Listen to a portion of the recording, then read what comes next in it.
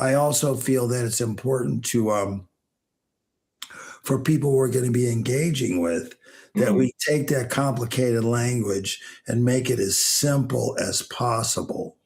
Or try to help them to have a broad language.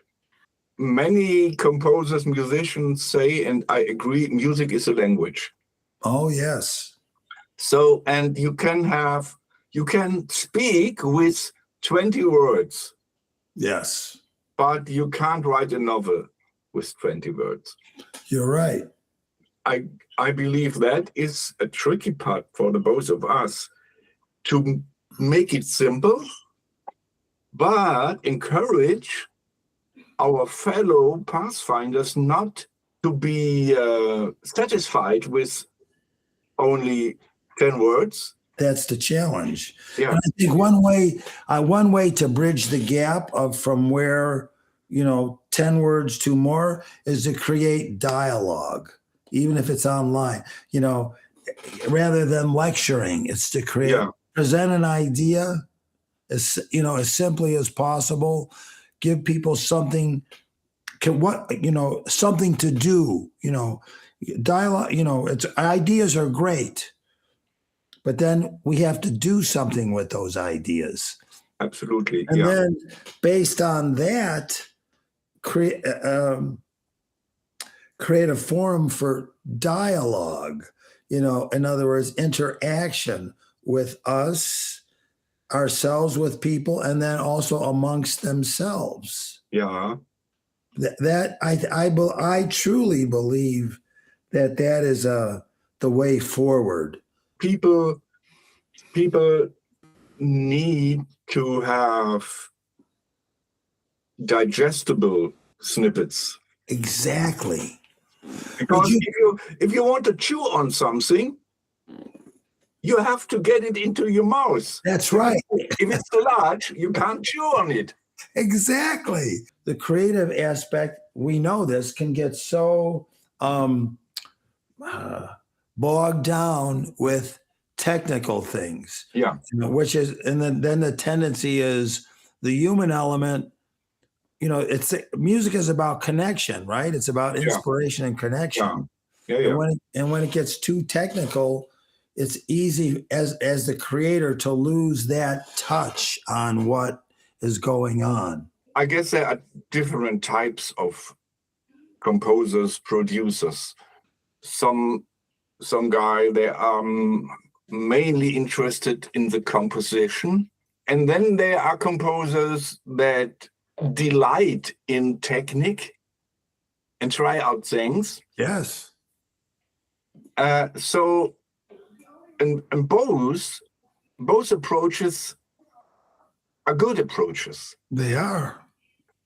But after all, one approach can't live without the other, because if you compose only with a piano, okay, then you are very much restricted.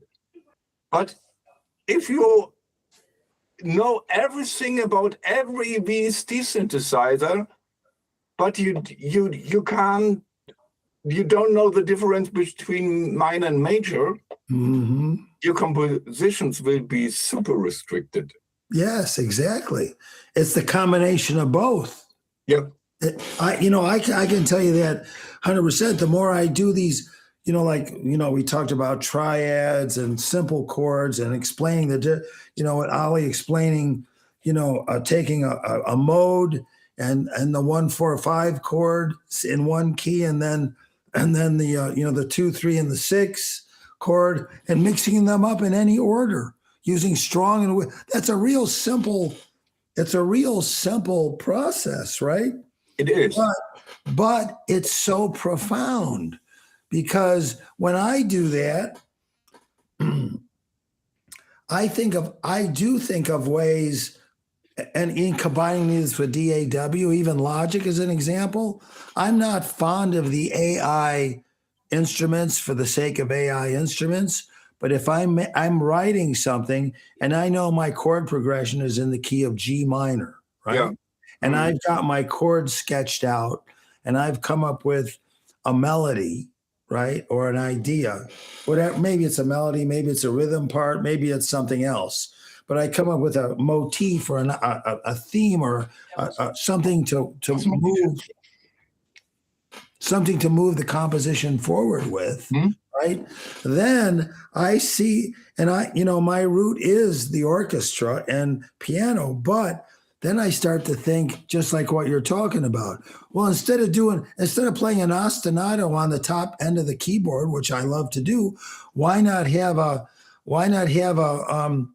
synthesizer, some plug-in do what's the word I'm talking about? The patterns, it's the same thing. Have the synthesizer create the pattern, and that gives a whole different texture to it instead of having to play the ostinato here. Yeah. Or things like that. Or instead of thinking string pads, how I think, I want a pad here. And I understand that I want that to go. So then I can pull up Alchemy, or I can use up something else.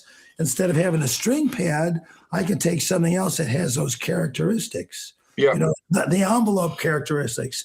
And then I can take the filters and the modulators to create interest in that pad, underneath the melody. The trick is, if I want the melody to be featured, I have to restrain that a little bit so it doesn't take over the focus, unless I want it to take over the focus.